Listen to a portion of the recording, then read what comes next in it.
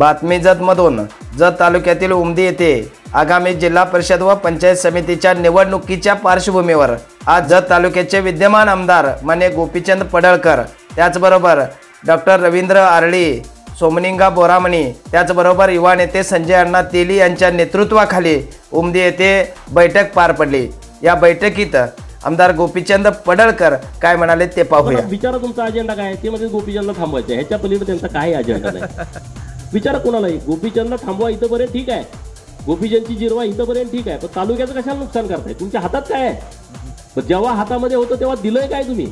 जयंतराव येणार आहे म्हणे इथं 3 तारखेला, तुम्ही एकच विचारा, कारखाना तेवढा द्या, बाकी तुमच्याकडे देण्यासारखं काहीच नाही। कारखाना द्या आमचा परत, तालुक्याचं काय करायचं आम्ही बघू। तालुक्यात सक्षम लोक आहेत, आता चांगल्या पद्धतीनं डेव्हलपमेंट करण्याचा त्यांचा विचार सुरू आहे। आता तुम्ही तालुक्याला काय देऊ शकताय? ना तुमच्याकडे फंड आहे, ना तुमच्याकडे जिल्हा नियोजन आहे। जिल्हा नियोजन असायला पालकमंत्री असावं लागतं, पालकमंत्री व्हायला मंत्री व्हावं लागतं, मंत्री व्हायचं म्हणलं तर सरकार तुमचं काहीच नाही ना। मग तुम्ही देणार काय? तुमच्याकडे जेव्हा होतं तेव्हा तुम्ही काय दिलं नाही, आता तुम्ही काही देऊ शकत। जलसंपदा खात्याचे मंत्री असताना तुम्ही काही देऊ शकला नाही, तेव्हा आम्ही मंजूर केलं पाणी। ते काय काय लोक त्याचे सांगतात, आर्ग्युमेंट करतात, आमच्या साहेबांनी पाणी मंजूर केलं। हे काय काम आहे का मंत्र्याचं? निधी तुमच्या हातामध्ये आहे। जलसंपदा खातं महाराष्ट्र सरकारचं आहे, देशातलं सगळ्यातलं टॉपचं राज्य आहे। 7-8 लाख कोटी रुपयाचं आपलं बजेट आहे। दुसऱ्या राज्याचं 50,000, 30,000, 35,000 कोटीचं बजेट आहे। एका राज्याचं बजेट आहे, तेवढे पैसे आपण लाडक्या बहिणीला भाऊबीज म्हणून सरकार देतंय। नुसत्या लाडक्या बहिणीला जेवढं भाऊबीज जाते ना, तेवढं एका राज्याचं बजेट आहे। एवढं आपलं प्रगल्भ राज्य असताना तुम्ही आम्हाला काही देऊ शकला नाही, हे सगळ्यात मोठी शोकांतिका आहे। का दिलं नाही? तर आपल्याला मागास ठेवायचं, आपल्या मागं ह्यांच्या मागं पळाली पाहिजेत लोक, आम्हाला हे द्या, आम्हाला ते द्या। आणि त्यांचे नेते इथले, आपले नेते इथले त्यांचे कार्यकर्ते होते, त्यामुळे त्यांना तालुका कुठेही घेऊन जाता येत होतं। आता जाता येतंय का? आज त्यांना माहित आहे हा मानतच नाही कुणाला, त्यामुळे जायचा काही विषयच नाही ना। आपला नेता एकच आहे, वर्षा बंगल्यावरती बसलाय, इकडे कोणी आपला कुणीच नाही। आणि त्यामुळं जतच्या हिताचं जे असेल तेच आपण करेल। जतच्या हिताच्या आडवं येणारी एक ही गोष्ट माझ्या हातून घडणार नाही, हे मी 100% तुम्हाला सांगतो। एक ही गोष्ट अशी घडणार। आणि आता पंचायत समितीची इमारत बघितली तुम्ही, राज्यातले सगळे चेक करून एकच पंचायत समितीची इमारत महाराष्ट्रात मंजूर झालेली आहे, आणि ती जतला झाली म्हणतो। सगळीकडे मागण्या आहेत ना सगळ्या पंचायत समितीच्या, एकच झाली। जयाभाऊने देवाभाऊने दिली एकच पंचायत समिती। नगरपालिकेची एकच इमारत मंजूर आहे, तुम्ही सगळे बघून का घ्या रेकॉर्ड, ह्या महिन्यातले सगळे बघा। जत ती पण अशी भव्य दिव्य देखणी इमारत आपण उभी करतोय। नाट्यगृह एक आपण आता प्रस्तावित केलंय जतला, भव्य दिव्य देखणं, ते पण मंजूर होईल। अनेक प्रस्ताव आम्ही नव्यानं मंजुरीला टाकलाय। तो जर प्रस्ताव मंजूर झाला तर तो 100 एकरातला प्रोजेक्ट आहे, आणि तो प्रोजेक्ट पुणे सोडल्यानंतर पश्चिम महाराष्ट्रातला दुसरा आहे, आणि तो जतमध्ये आहे पश्चिम महाराष्ट्रातला। म्हणजे हजारो लोक जतला येतील, रोज पर्यटन होईल, लोकांच्या हाताला काम मिळेल, डेव्हलपमेंट मोठ्या प्रमाणात होईल, हॉटेलं होतील, लोक राहायला येतील, खायला येतील, खानावळी चालतील, छोटी मोठी दुकानं चालतील, सगळं डेव्हलपमेंट होईल, असा विचार आम्ही करतोय। उद्याच बैठक आहे, कदाचित उद्याच ते मंजूर होईल। तर ह्यासाठी आम्ही काम करतोय ना। जत तालुक्यात असं राहणार नाही, जिथं मोठ्या संख्येनं लोक येत आहेत त्यांचा तीर्थक्षेत्र ब मध्ये समावेश होणार, आणि प्रत्येक मंदिराला 5 कोटी रुपयाचा निधी मिळणार, प्रत्येक मंदिराला। कारखाना तुम्ही सभासदांचा दिला, 4,000 रुपयाला तुम्ही शेअर्स घेतलेत, किती? 4,000 रुपयाला एक शेअर्स घेतलाय। तेव्हा सोन्याचा भाव होता 4,000 रुपये तोळा। जेव्हा तुम्ही शेअर्स घेतला तेव्हा सोन्याचा भाव 4,000 तोळा होता। आता सोन्याचा भाव किती आहे? 1,25,000, 1,25,000, 30, 35 काय मला माहित आहे, पण तुम्हाला माहित आहे। म्हणजे तुमच्या शेअरची किंमत किती आहे आत्ताची? 1,25,000, 30,000, 1,25,000 गुणुले 22,500 करा। कारखाना का ढापला तुम्ही? हा कारखाना कुणाचा आहे? हा कष्टकरी शेतकऱ्यांचा आहे, घाम गाळून त्यांनी पैसे भरलेले आहेत, आणि तुम्ही रुबाब करताय की आम्ही तालुक्याचं डेव्हलपमेंट करणार आहे, गोपीचंदला थांबवा। गोपीचंद काय ढापलं तर नाही ना, इथं तुम्ही ढापलंय। आता तुमच्या हातामध्ये देण्यासारखं जतला काहीच नाही, देण्यासारखा आहे तो फक्त आणि फक्त कारखाना आहे.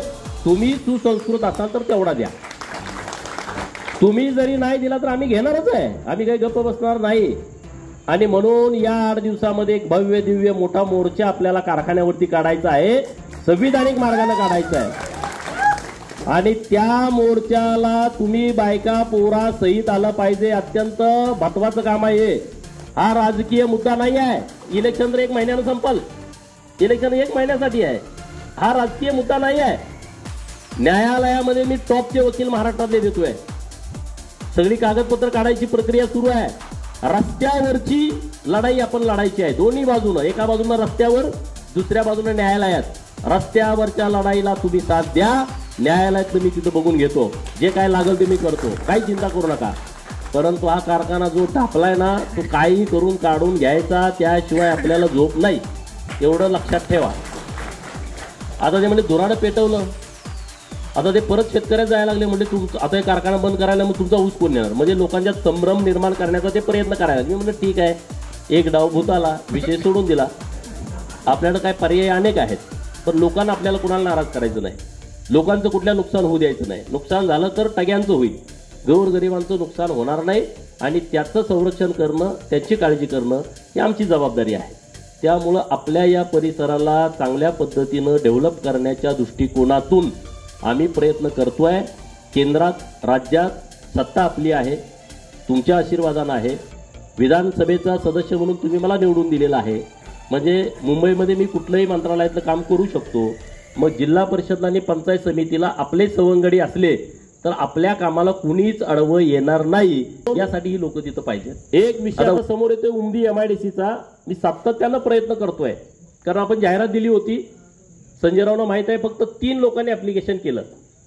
आता ह्यात सगळ्यात मोठी अडचण काय येते तर आपलं हे जे MIDCचं ठिकाण आहे तिथून JNPT Jawaharlal Nehru port trust जे आहे JNPT मुंबई इकडं जाण्याचं जरा अंतर जास्त होतंय.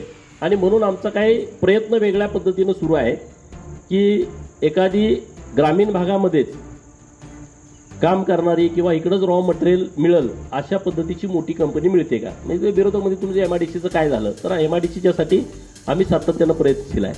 पॅरलल आम्ही 2 विषय मार्गी लावलेत. एक विषय आपल्या इथं डेपो नाही. आता अनेक गाव आहेत तिकडं की त्यांनी एकटीच बघितलेलं आहे. उदाहरणार्थ सोनंगी आहे. सगळी लोक बघा आमच्याकडे गाडी काळजी करू नका. पोलीस स्टेशनच्या चौकामध्ये आपण गाळे काढण्याचा एक प्रस्ताव दिलाय. पूर्ण काटकोन गाळे काढा. SP साहेबांना विनंती केली आहे एक पेट्रोल पंप काढा तुमचा. बरोबर संजयरावचा नाही ना. बरोबर तुमचा पेट्रोल पंप नाही ना. हा मग काढा. मग तिथं सरकारी पेट्रोल पंप काढा की जेणेकरून भेसळ होणार नाही आणि पोलिसांच्या पेट्रोल पंपावरती चांगलं तेल मिळेल.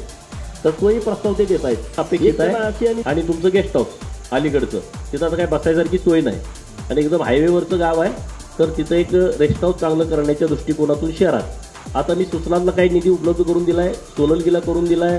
इकडं बालगाव असेल, हळदी असेल किंवा अन्य काही गावं असतील तर तुम्हाला कुठं काय अडचण असेल या निवडणुकीच्या दरम्यान कुठं कुणाला फंड द्यायचा असेल तर बिनधास्त मला सांगा. आणि तुम्ही गावात फिरताना कुणाला एखादी वस्ती आहे, रस्ता नाही, 10 लाख रुपये लागणार आहेत, एखादं मंदिर बांधायचं आहे, वस्तीची लोक आली आमचं मंदिर बांधा, तर तुम्ही बिनधास्त शब्द देऊन टाका त्यांना. 5 महिन्याच्या आतमध्ये तुम्ही जिल्हा परिषद आणि पंचायत समितीला ज्या ज्या लोकांना शब्द द्याल तो शब्द पूर्ण करून देण्याची जबाबदारी माझी लावली होती. संजय राव सगळी टीम आपल्या गाव भागातले सरपंच घेऊन राधाकृष्ण विखे पाटील साहेब मंत्री असताना की आम्हाला अप्पर तहसीलदार उमदीला करा. संघचं तुमचं ते माहीत आहे. तुमचं ते इकडं पाणी प्यायचं नाही, तिकडं मुलगी द्यायची नाही, काय खायचं नाही असे विषय आहेत. ते सगळे आम्ही रेकॉर्डवरती आणले. आणि आनंदाची बाब माननीय प्रांत साहेबांच्याकडे कालच वरून हा परिपूर्ण प्रस्ताव कुठली गावं त्यात समावेश करायची तो प्रस्ताव पाठवा. मी आत्ताच संजयरावला विनंती केली अशी की आज रात्री उमदी अप्पर तहसीलमध्ये तुम्हाला की कोणती गावं अपेक्षित आहेत की ज्या लोकांना संघ सोयीचा आहे त्यांना संघ, ज्यांना उमदी सोयीचं आहे त्यांना उमदी, अशी गावाची यादी तुम्ही आज तयार करून घ्या. उद्या आपण प्रांत साहेबांच्याकडे देऊ. अप्पर तहसीलला तो प्रस्ताव आपण लगेच पाठवू आणि जेणेकरून लवकरात लवकर कसं आपलं अप्पर तहसीलदार वेगळं होईल असा आम्ही प्रयत्न करू. आणि बावनकुळे साहेब मंत्री आहेत, देवाभाऊ मुख्यमंत्री आहेत, तर आपला विषय मल्लिकार्जुनाचं मंदिर आहे, तीर्थक्षेत्र ब मध्ये घालण्याच्यासाठीचा प्रस्ताव आम्ही मागितलाय.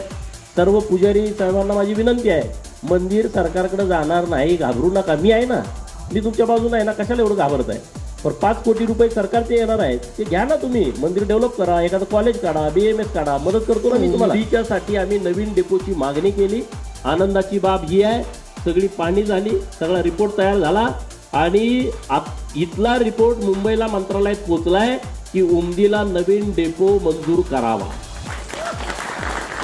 आता मी परवाच्या दिवशी माननीय सचिव साहेबांच्याकडे, मंत्री महोदयांच्याकडे विनंती करून आलो की आचारसंहिता लागण्याच्या पूर्वी जर आम्हाला डेपो मंजूर करून दिला तर आमच्या लोकात उत्साहाचं वातावरण होईल की नाही, म्हणून आम्हाला अपेक्षा आहे की कसल्याही परिस्थितीत पंचायत समिती आणि झडपी काही झालं तर आपली सीट निवडून आली पाहिजे. यासाठी तुम्ही सगळे जीवाचं रान करा, मेहनत घ्या आणि बाकीच्या कुठल्याही अडचणीमध्ये मैशाळचं विस्तारितचं काम सुरू आहे. येत्या 8-10 दिवसात 15 दिवसात आपल्या संघचं सोलारचं टेंडर निघतंय 1800 कोटी रुपयाचं. पूर्ण अख्खी योजना सोलारवरती येते. नंबर 1 मशिनरीचं सगळं टेंडर निघतंय. ज्या जुन्या पंप जे जुने झालेले आहेत ते बदलायचे आहेत त्याचं टेंडर निघतंय. नंतर ही दुसरी एक लाईन 200-250 कोटी रुपयाची आहे, त्याचंही 8-10 दिवसामध्ये टेंडर निघतंय. संघमधून जो कॅनॉल गेलाय तो कॅनॉल मला उंदीपर्यंत जुना आलाय, तो कॅनॉल दुरुस्ती करण्याचं 54 कोटी रुपयाचं एस्टिमेट मंजूर होतंय, त्याचंही टेंडर निघतंय. कामाची काही